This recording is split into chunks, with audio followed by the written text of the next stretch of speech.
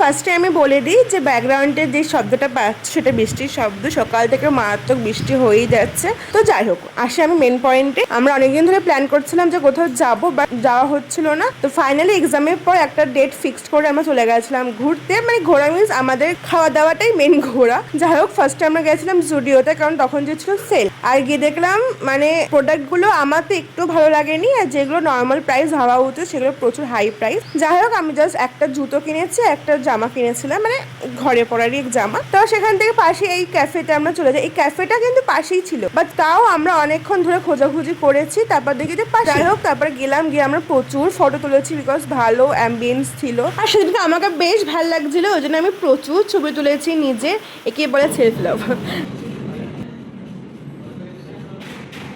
তারপর আমরা খাবার দাবার অর্ডার করা স্টার্ট করি। ফার্স্টে আমরা স্টার্টারে অর্ডার করেছিলাম থাই চিকেনের কিছু একটা ছিল, বেশ ভালো ছিল। মেন কোর্স অর্ডার দিয়েছিলাম, বাট অনেকটাই টাইম লাগছিল আর আমরা বোরও হচ্ছিলাম, ওই জন্য আমরা অর্ডার করেছিলাম হানি পটেটো একটা। আর খাবার দাবারগুলো ভালোই ছিল বেশ। আর আমরা মেন কোর্স অর্ডার দিয়েছিলাম সেজন চিকেন রাইস আর মালয়েশিয়ান চিকেন। তারপরে আমরা বেশ অনেকক্ষণ গল্প টল্প করলাম সবার সাথে, দেন আমিও বেরিয়ে এলাম ওখান থেকে বাড়ি আসার জন্য। তো বাস এইভাবেই সারাদিনটা কাটিয়েছিলাম। তো আজকের মতন বাই।